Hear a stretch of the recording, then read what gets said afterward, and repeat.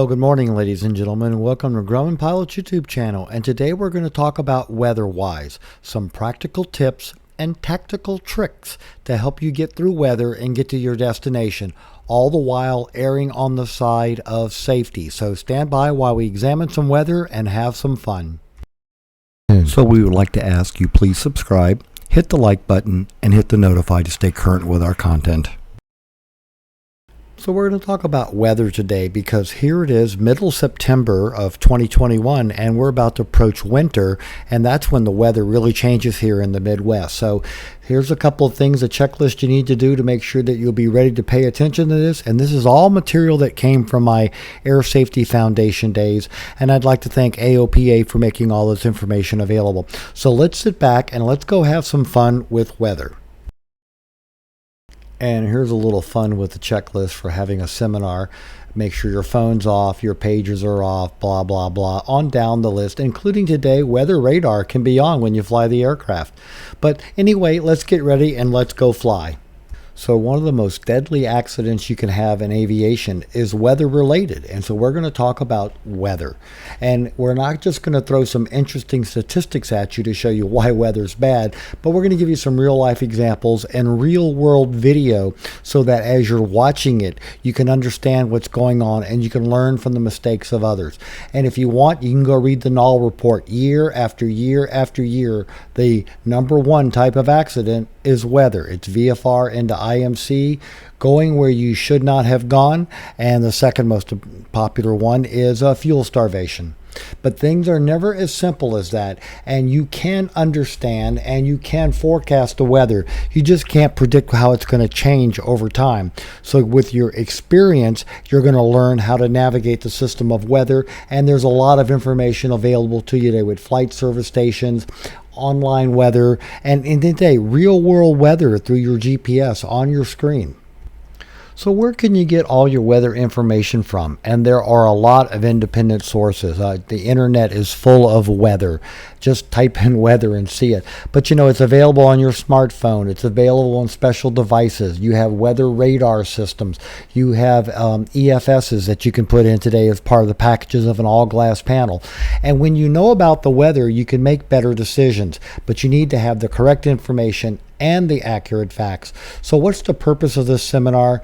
Well, it's to go beyond the written test prep, just to have you know the answers yes or no and get them right.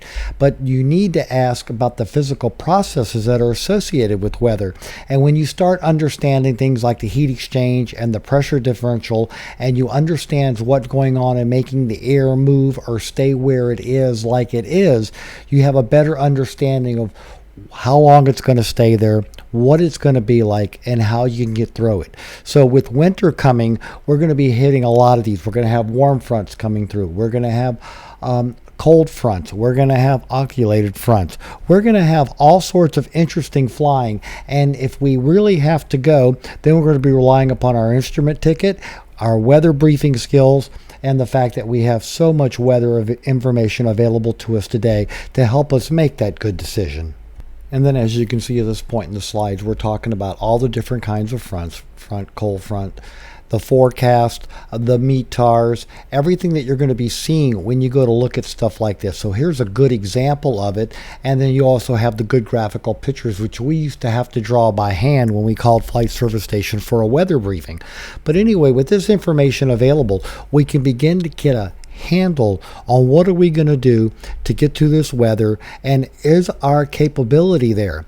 I mean, we might have to go someplace and sit for a while. We just sometimes have to wait for the weather to move, and that does happen. Happened once in Coastal City down in Florida, coming back from Sun and Fun. Just had to stay a day because of the rain and the weather to clear.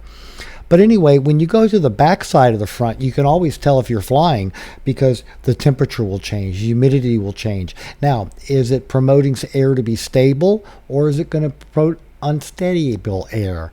And if you have that, well, then you're going to have some precipitation, and we're going to have some other things that can affect the visibility. But it all depends on the time of the day and the air motion. And again, what's your locale? You need to watch out for the dew point as night falls, and hazing can get in there and affect it. And today, with our strobes and all in our systems, we want to make sure that they are down. So make sure you're flying by the right flight rules and the right weather for your capability.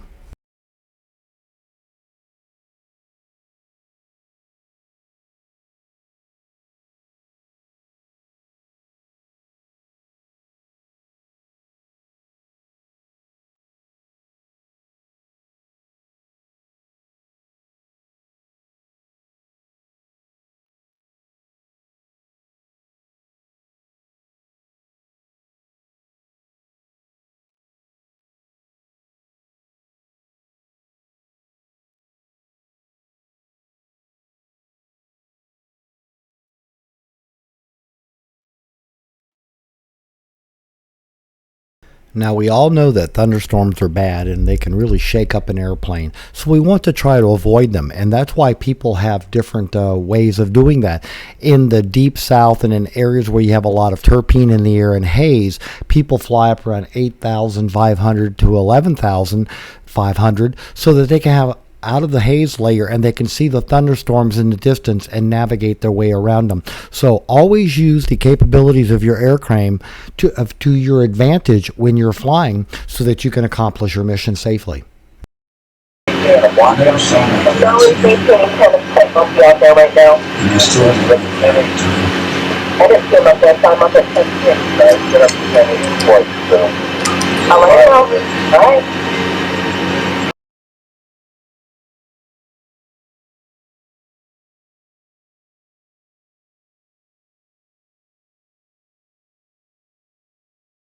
So he's getting bounced off to get a 10-185. I've got about a 6-7 heading to go around the south side of the bottom of the Alright. Inside him up.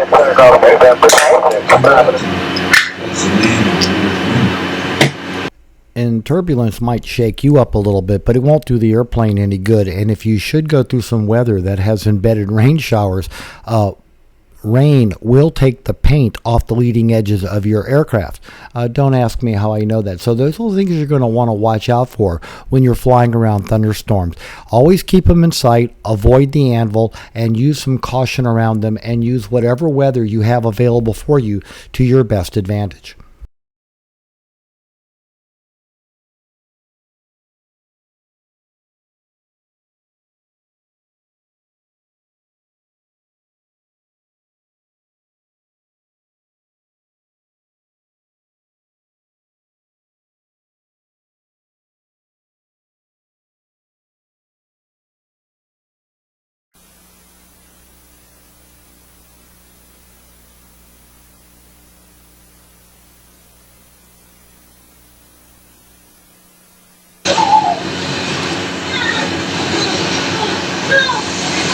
Part of the land is but turning this along down, it's sitting in investigation, so that's your control for lesser registration in land. Okay.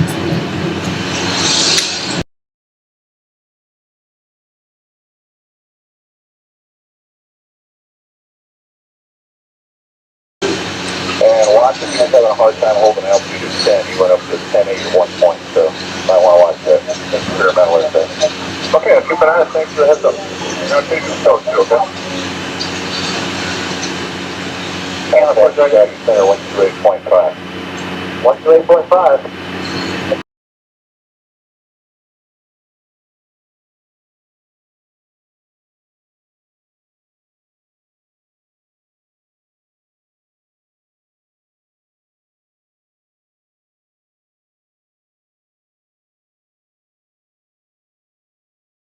And if you're going to hit turbulence, make sure you're the right airspeed for it. Make sure your seatbelts are snug and your shoulder straps are snug so you don't be smacking your head into the cockpit above you. Don't ask me how I know that one either. And then what rarely you want to watch out for is rime ice starting to form on your wings.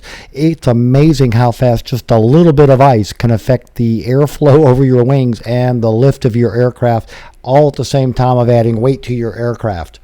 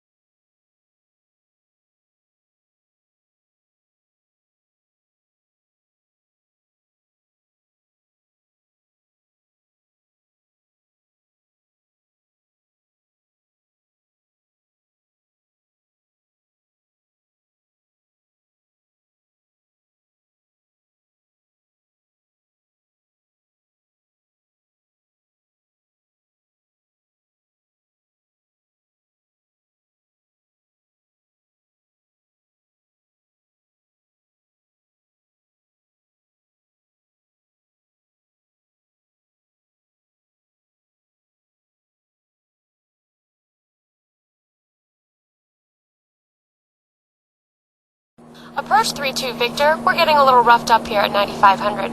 You have a ride-up report from anyone ahead of us? 3-2 Victor, stand by. Bonanza 1 Foxtrot Alpha. How's your ride at 11,000? Nice and smooth, 1 Foxtrot Alpha. 1 Foxtrot Alpha, thank you. 3-2 Victor, I've got a Bonanza about 10 miles ahead at 1,000 who reports a smooth ride.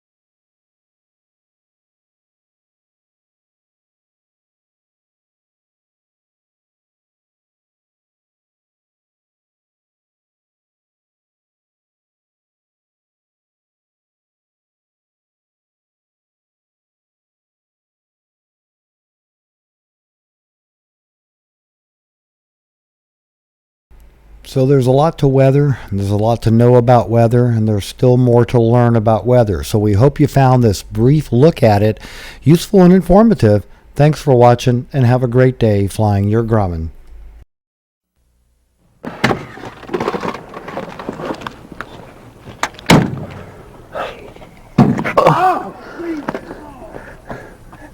Are you all right? Thanks a lot.